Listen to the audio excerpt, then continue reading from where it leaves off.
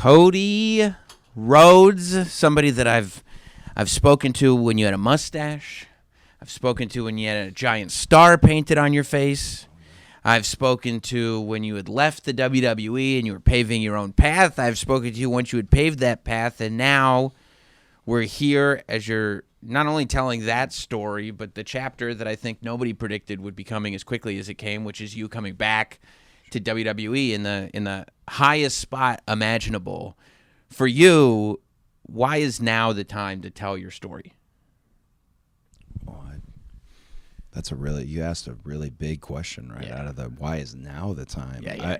You know what's when you were saying everything about we did this interview and we did that interview, I forget how significant the post WWE interview was. Yeah. And a big lesson for me in that was you can't just say, you have to be a little more careful with what, at the time, man, I was just flying off the handle, and what I was saying is what I believed and what was true and things of that nature. But it just had I remember at that time when it came out, I realized that there's a movement happening. The independent movement is happening without me, but I am part of said movement.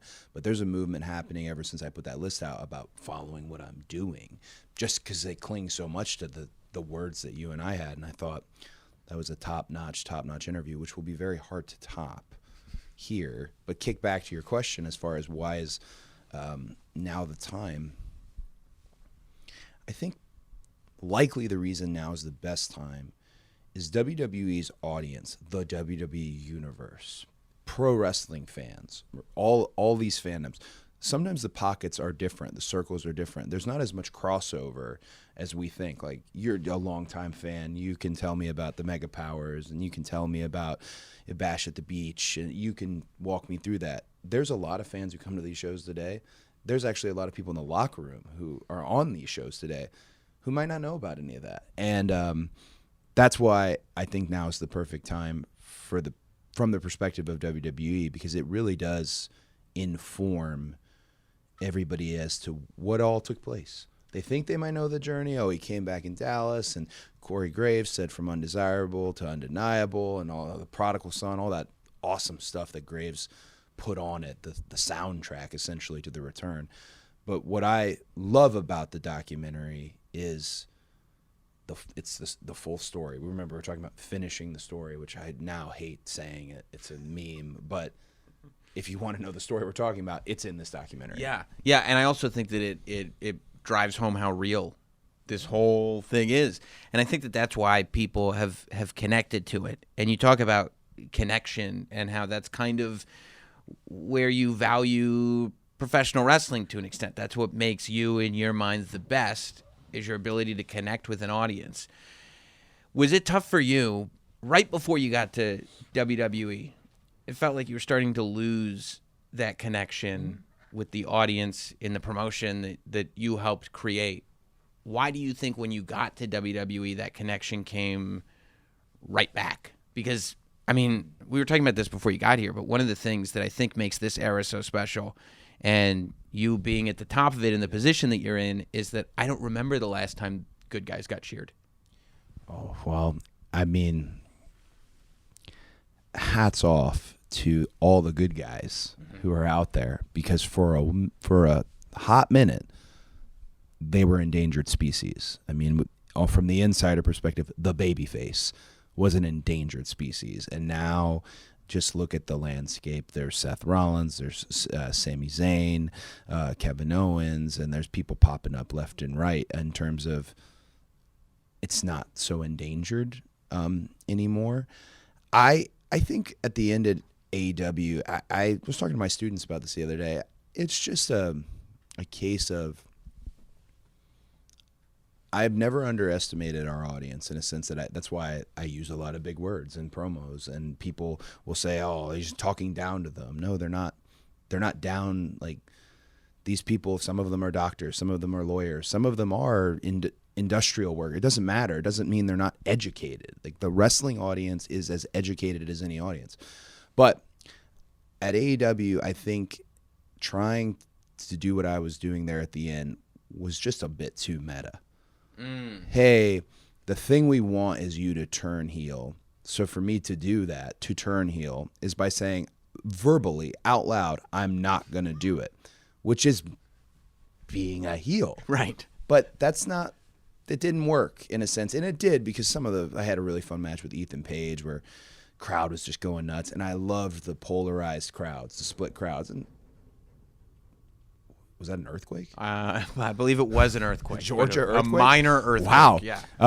I love the polarized split crowds, because I'm part of the Cena era of our industry, so I loved it. But it might have just been over the heads of people, but everything was going in such a unique directions, multiple shows, and money was through the roof in the industry. It was really wonderful. The reason I think that the WWE audience took to it in a completely different way, it's as if they dismissed whatever was happening. And this is just my hope and belief, could be wrong. I think it's because they knew what you were seeing was real. There's always that gray matter and that, suspension of disbelief, but I think they knew, his return is more than just a individual returning. This is somebody who's been away for, I think, 6 or 7 years at the time. This is somebody whose song is almost a rallying cry against WWE almost. Yeah. And here it is playing out loud. I think maybe at its core, most people can understand a lot of what you'll see in the doc is you can be most talented, you can not be talented at all these things, but betting on yourself. Yeah. And I think maybe that's it. Maybe that's what they saw is he was this guy and helped create a promotion, and yes, they did this, and yes, he smashed the throne and all this, but also bet on himself, and look where it led us. It led us to a really beautiful segment at a beautiful show. I also think that like the risky moves draw people to you, right? That was one of the first things when that list came out. It wasn't just that you did that list. It was, I think people underestimate now how risky it was then, because they look at you not the way they looked at you, right? You were a WWE guy, and that hadn't been done before. I think the riskiest thing you could have done in that situation was not be one of the top guys in your own promotion and go back to WWE and prove like, no. Like, I can be a top guy in their promotion, in the top promotion. Yeah. A question that I was curious about, because I think people, again, take it for granted because your journey has been so organic, that when you got to the main event of WrestleMania, it just felt right. Every single person in that building was like, yeah, this is what the main event of WrestleMania should be. But the more I thought about it, the more I was like, look, I remember how I looked at Roman 5 or 6 years ago. I look at him totally differently now. I remember how I looked at the Usos 5 or 6 years ago. Sami and KO, Seth Rollins. Like, you look at him differently, and it's the same for you. But you're still the same human being. Except now you can answer, what does it feel like to main event WrestleMania?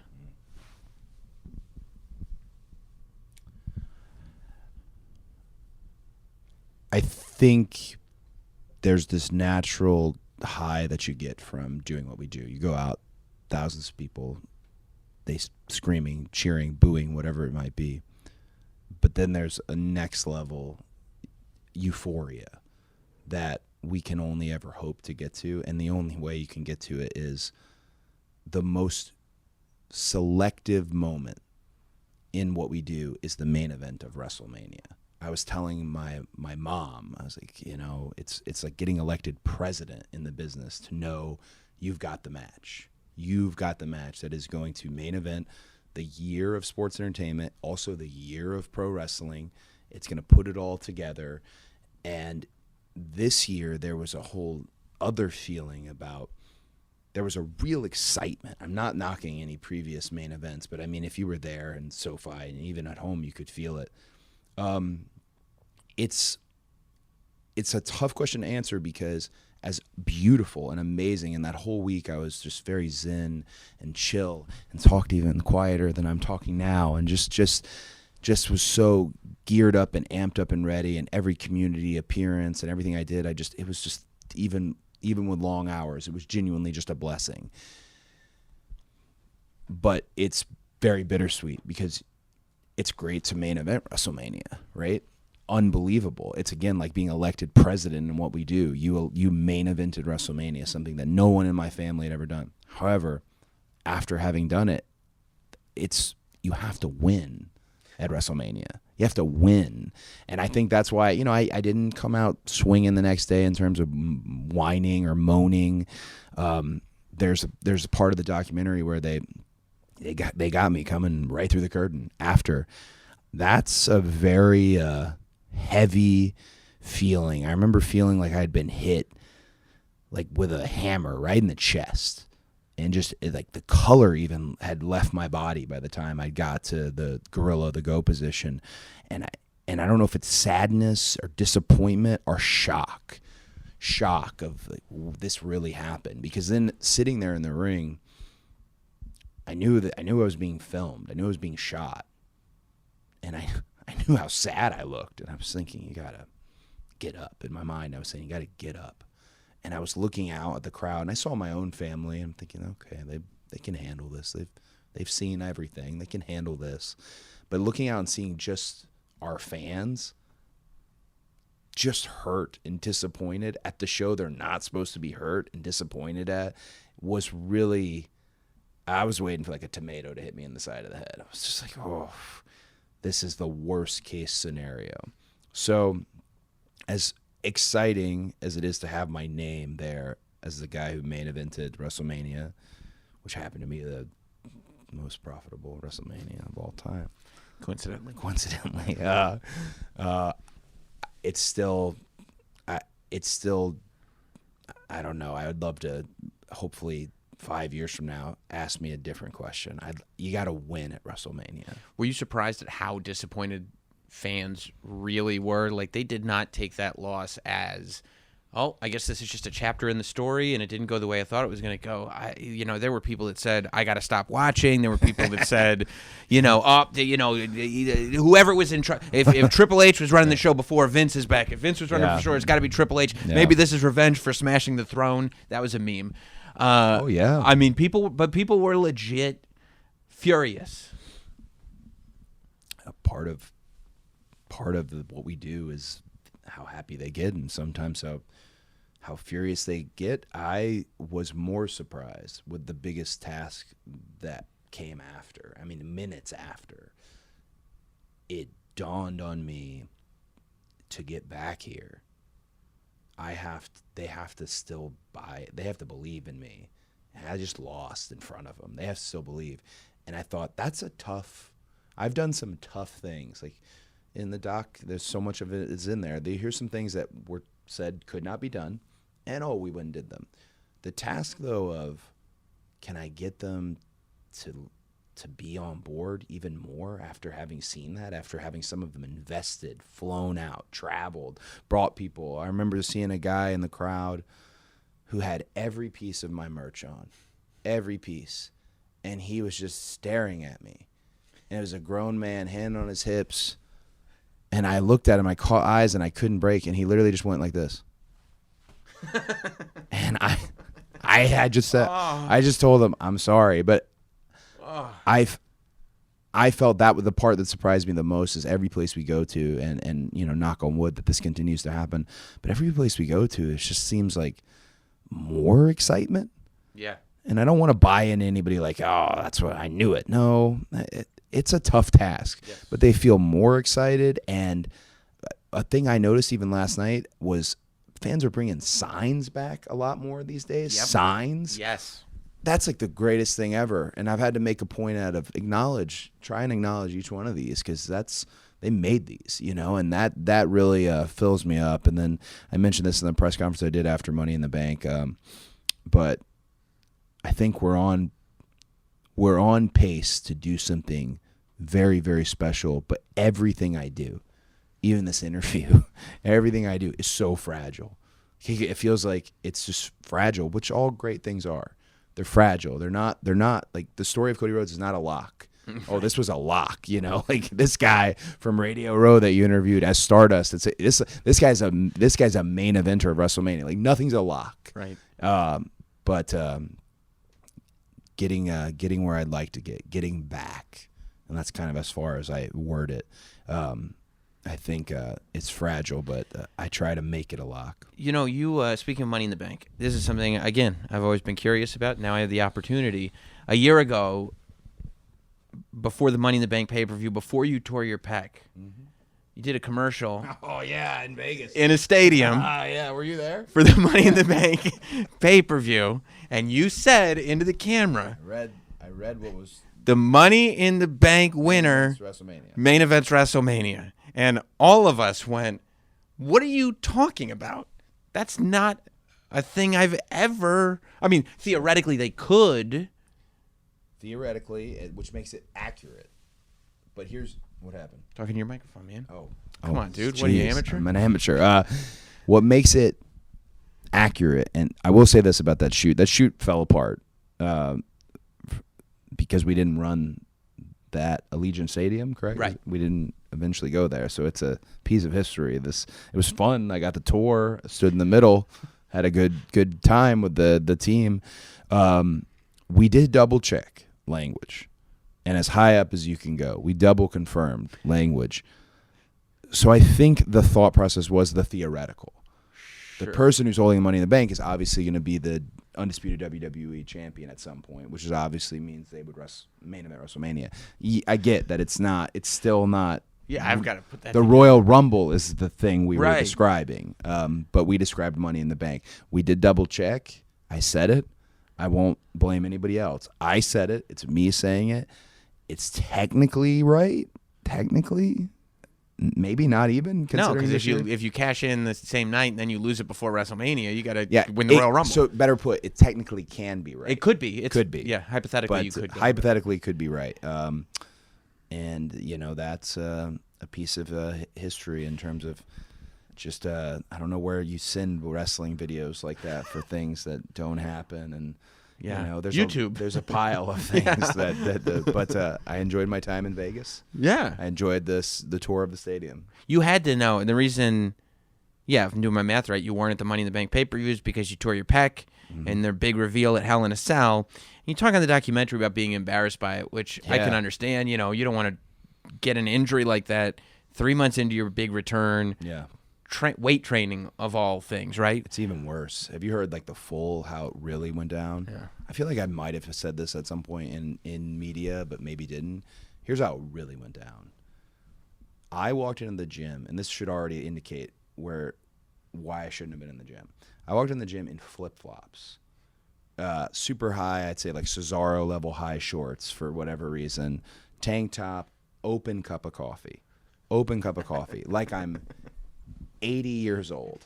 And it's just I'm used to going to the gym every day. It's what you do. You're a wrestler. You go to the gym every day. But I didn't really have a plan that day.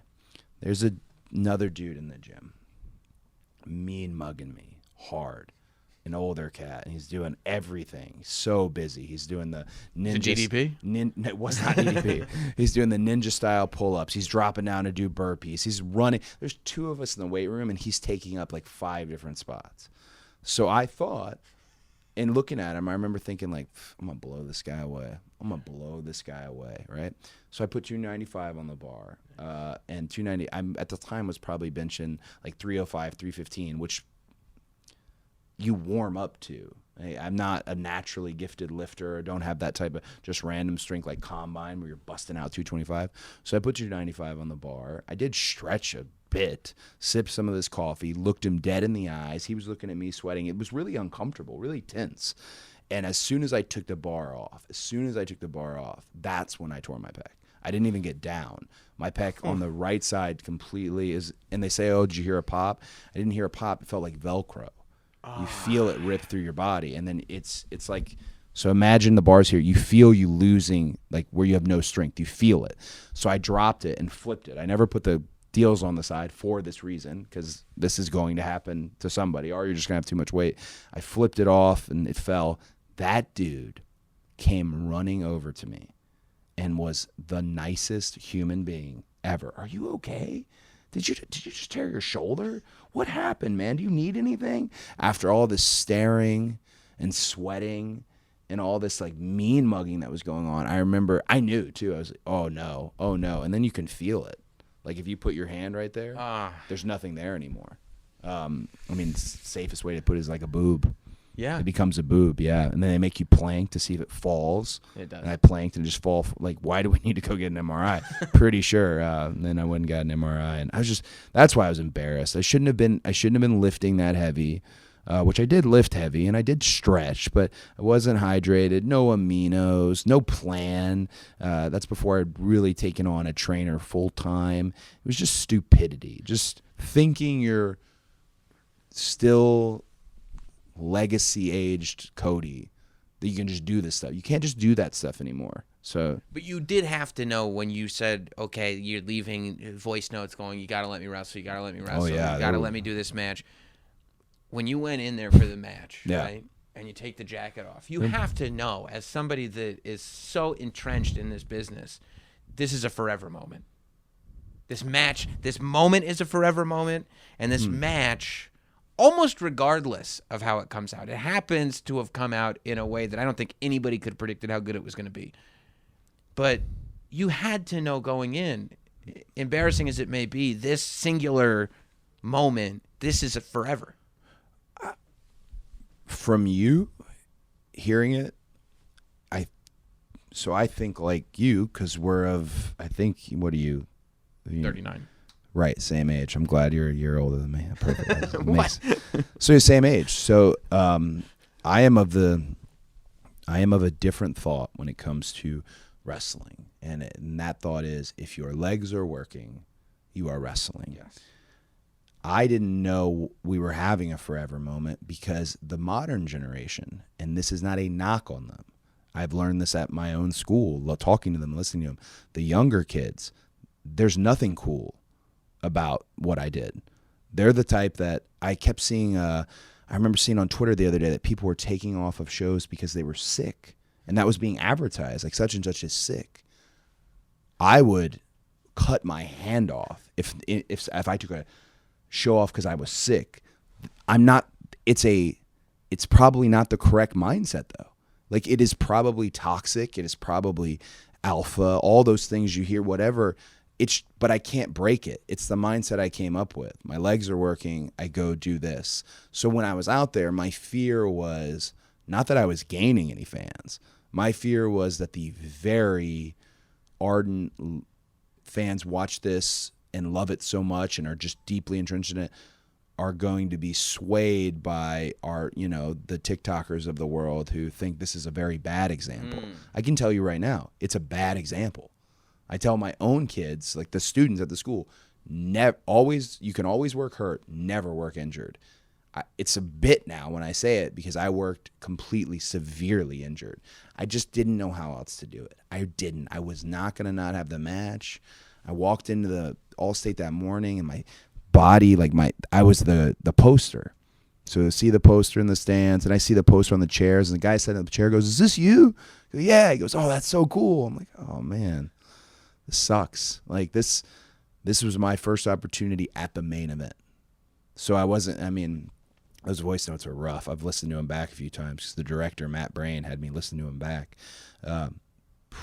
Man, I didn't know how else to do it. Yeah. So you think, oh, forever moment, you know? You saw Jordan with the flu, right? Schilling with the sock. You saw this. But you know what?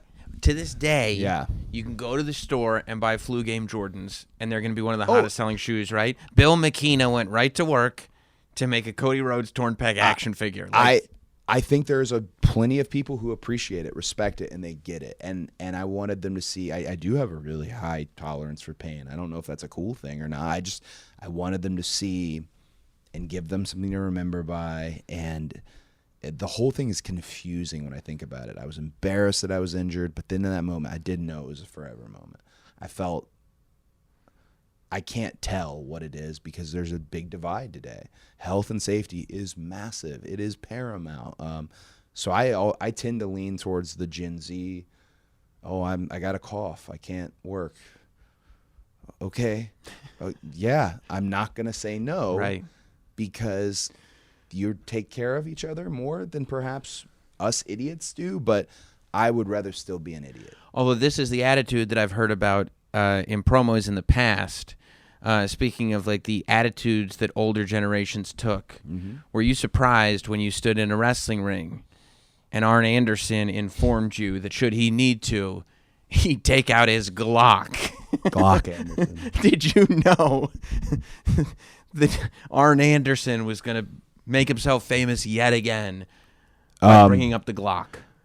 I didn't know, and one of the best things about it, and Tony Khan can tell you his version of this is the same version, but Tony and I were standing there, and Arn said, "Hey, you want me to tell you what I'm going to say?"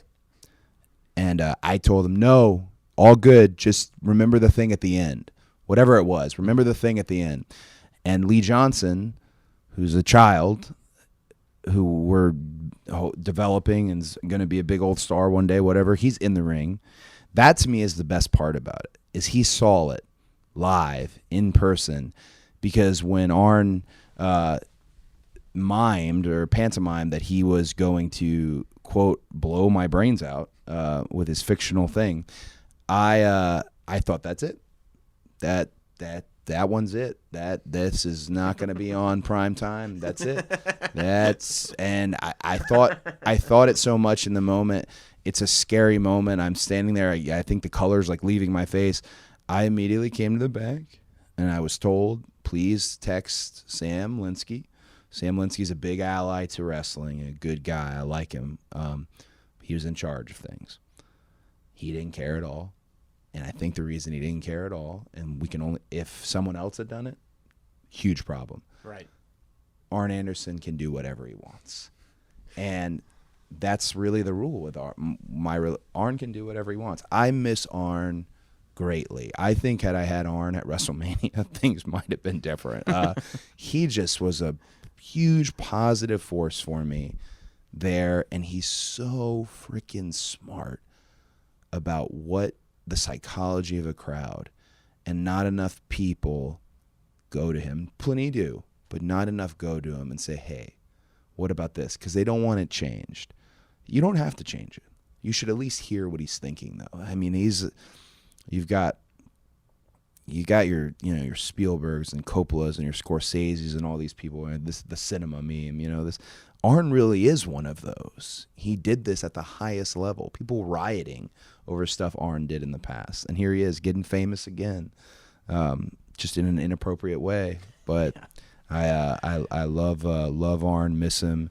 I would move a lot of things and move mountains if the opportunity came up for Arn to show up and come to my aid one more time. You're getting people excited. I think maybe the last AEW promo you cut was about the pipe bomb. The exit interview. Which I loved, because it was like, there was something. This doesn't correlate to any story. No. This is. I'm going to mention Sami Zayn. Not Sami Zayn. I'm going to mention Sammy Guevara at the end, and I'll climb the ladder. That's kind of how. So did you know? Because this is a promo where you talk about the pipe bomb, but talk about how you actually did it, right? Didn't just talk about it. Yeah. Was this just one that you had in the chamber, and you went, I'm out of here. I don't think I'm going to get to do this promo, but I love this promo. I think it's easy for me now to say, like, oh, I definitely knew. But it wasn't the case.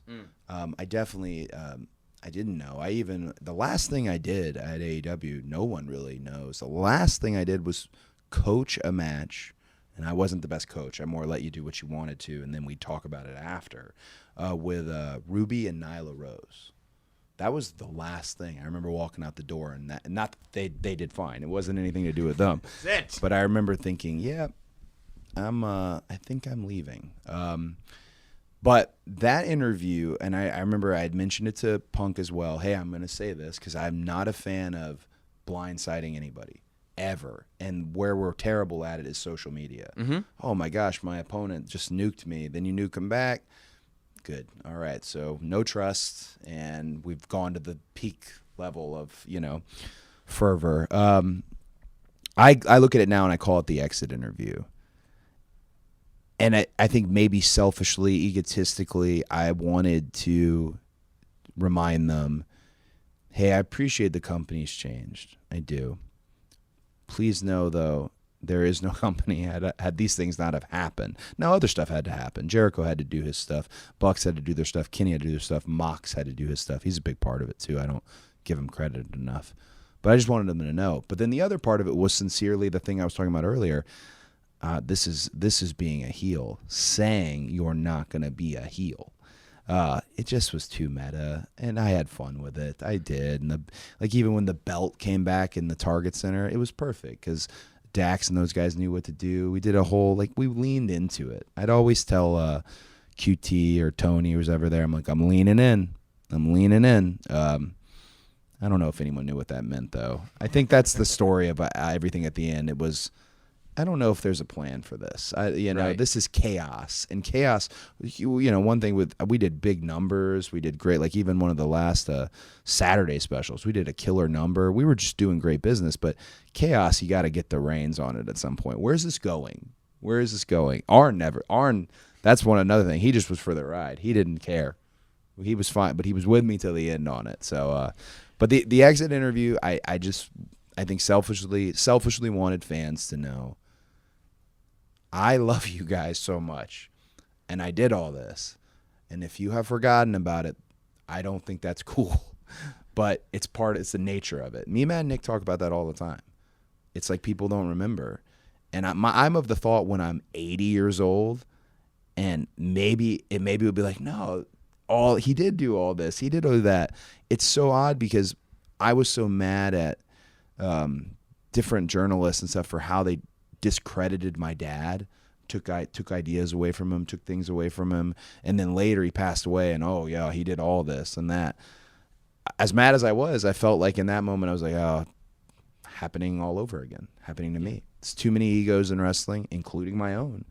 You can't take credit for one. I can't take credit for the revolution. I can't. There were other people. Was I a big part of it? Sure.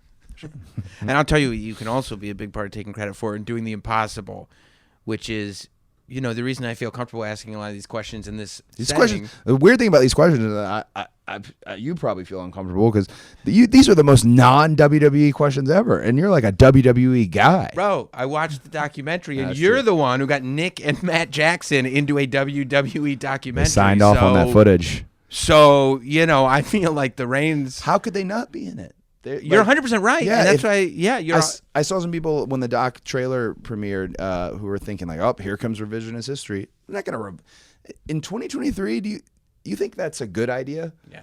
Hey, let's make up a different narrative. Like, you can't. No, you got to tell them what happened, how it happened. There's things I still keep close to the chest and protect and all that. But that story of me and those two guys and how special they were and that had to be in there. That's big. And Ben Hauser and Matt Brain is not getting enough credit. But Ben Hauser, Matt Brain, when I said, hey, if there's one thing that has to stay, it was the BTE footage. Has to. I wanted it in the trailers. I wanted it everywhere just because this really happened. It was a great, fun time. Matt Cardona said that you accused him of being a pecker checker. What a pivot. He said that's not true. He said this is a classic Cody story. He said there are Cody stories. Cody lie. And these are Cody lies and they're not true, but you've spread a rumor that he's a pecker checker, and he sat in the Notsam studio, and to my face. What a tan he had that day. I mean, he was in pain, but he looked great. Yeah. And he said he was not a pecker checker. Sure. Is he? So let me address the Cody lie, because there's a thing called a dusty finish. A dusty finish is a thing that is a common vernacular in wrestling, and it describes a certain type of finish to a match. I know for a fact my dad always hated the terminology, hated it, and now it's a regular thing. People, we'll do a dusty finish here and there. It became a thing. Cody lie is slowly becoming a thing, and I want to kind of stop it before it gets too far. I never lie about anything that's serious. Now, will I print the legend every now and then to something that is not a serious, dire situation? And also, he thinks I tell him things so that he stooges them off. He's been very warped by this, and I don't want to beat around the bush on the question, the direct question you asked. But there is no such thing as a Cody lie, and there's a lot of wrestlers. If you bring this up, will be like, "Oh, that's a Cody lie." And if there are, they're fun. They're not nothing. They're not serious. as far as the lie in question, whether he was a pecker checker, which is he's just looking at the guys in the showers, right? That's right. Traditionally. I believe what we were told on Raw was that he had a partner. I'm not going to say his name because I actually like that guy now. Used to not like him at all, but like his partner a lot now. You can read between the lines. Yeah. Him and his partner were thrown out of the locker room because they were peeping in the showers with the other guys. And did I tell some people that? Very likely. Yeah. Did I spread it? You don't lie about serious things, but if there's a pecker checker on the loose in the locker room, that's pretty serious. That seems like a serious matter. Pretty serious. But I was told they were thrown out of the locker room because of it. He today disputes it. He also disputes another huge story, which I'm going to end it, and I'm going to do the best thing I can for Matt Cardona because I really like Matt Cardona. The story about his meeting with Tony Khan and the pecker checker accusations, I will say that they are Cody lies. I will say they are Cody lies. But if you can see me right now, if you're looking at me, know that there's very likely some truth, if not all the truth, in these Cody lies. But I support Matt in this, and no, I have no evidence that he is a pecker checker, and the meeting gone wrong, we can just, maybe it didn't happen, or it definitely did. I'm going to read between the lines because you said, okay, fine, Matt Cardona being a pecker checker is a Cody lie. But 30 seconds ago, you said there's no such thing as a Cody lie. So I'm going to go ahead and believe my own truth. Last question. Is there hell of a question. Anything in life, professionally speaking, Mm-hmm. that is more self-affirming than Vince McMahon flying to your house because he finds out you're working without a contract? Sure. And not only saying we want you back, saying we want you back in the highest spot possible. And this is something that's never been done, I don't think, on the level that you did it. We want the brand that you built back in the highest spot possible. Is Kevin the one that say he flew to my house? Kevin's the one? Kevin Owens in the trailer says he flew. Yeah. But Bruce Pritchard also in the I feel like that's a line that's probably going to stir up a lot of feelings in people. Kevin almost said it through gritted teeth. Not a lot of people get that treatment. Professionally, especially after the last conversation we had at a school in Rahway, New Jersey, before a WrestlePro show, talking about leaving WWE, professionally, there can be no other just reward. And self-affirming, sure, but just assurance that this big gamble, which was a far bigger gamble than people realize because they see it now, this big gamble was worth it, and that I have good instincts and a good mind, and the education I got at WWE and the education I got outside of WWE all applied together created something that they would want to make theirs. And to Kevin Dunn and Vince McMahon and Bruce Pritchard and Triple H and Stephanie, for all of them to, whether they dislike me and they sit around a table somewhere and make jokes about whether they have feelings towards what I did that I don't know about, they went all hands on deck in making it even bigger. Like, we can make this even bigger, what you've done, and that is the most beautiful thing. I get emotional thinking about it because you just didn't know when we last talked. How could I have known that I'm going to do a bunch of stuff and it's going to probably anger a lot of people, but it comes from a place of wanting to better the brand that I am myself and the brand that I'm currently in, where I was everywhere. So that was literally every show and every opponent I had. And, gosh, there is nothing more self-affirming. It's a really good way to put it. But there's the side of me that's amazing. But the real thing is, okay, well, what do we do next? Yeah. That's the real, what do we do next? In 5 years, will they how excited will they still be about, what do we do next? And that's the responsibility I have. And Nick Khan, I should mention him as well. He's really big on the responsibility that I have.